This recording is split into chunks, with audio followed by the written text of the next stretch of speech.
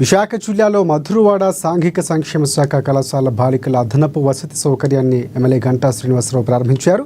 ఈ సందర్భంగా ఎమ్మెల్యే కార్యక్రమాన్ని ఉద్దేశించి మాట్లాడారు. ప్రభుత్వం విద్యపై ప్రత్యేక దృష్టి పెట్టిందని, భీమిలి నియోజకవర్గంలో 9 హాస్టల్స్ 1000 మందికి పైగా విద్యార్థులకు కోట్లాది రూపాయలు ఖర్చు చేయడానికి నిర్ణయించినట్లు తెలిపారు. ప్రభుత్వానికి అన్ని రకాల సహాయ సహకారాలు అందిస్తున్న దివిస్కు ఆయన ప్రత్యేకంగా ధన్యవాదాలు తెలిపారు.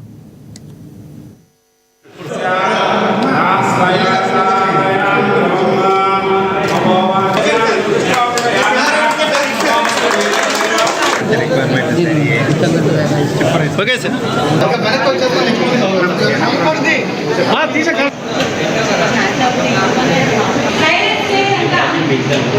ప్రభుత్వం ఎడ్యుకేషన్ పరంగా ఏమేమి కార్యక్రమాలు చేస్తూ ఉంది, అందులో ప్రత్యేకించి ఈ సాంఘిక సంక్షేమ శాఖ ఏ విధంగా ముందుకెళ్తున్న విషయాలు కూడా చెప్పడం జరిగింది. సరే, దేశం రాష్ట్రం అన్ని పక్కన పెడితే మన భీమిలి నియోజకవర్గంలో ఇప్పుడే వీడి గారు చెప్పినట్టుగా మొత్తం 9 హాస్టల్స్, దాదాపు 1000 మంది పైగా పిల్లలు, అంటే చాలా పెద్ద సంఖ్య.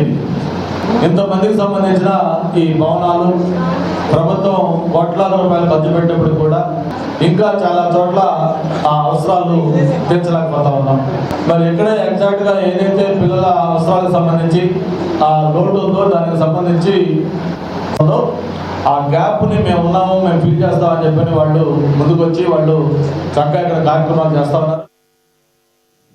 భద్రాద్రి కొత్తగూడెం జిల్లా భద్రాచలం డివిజన్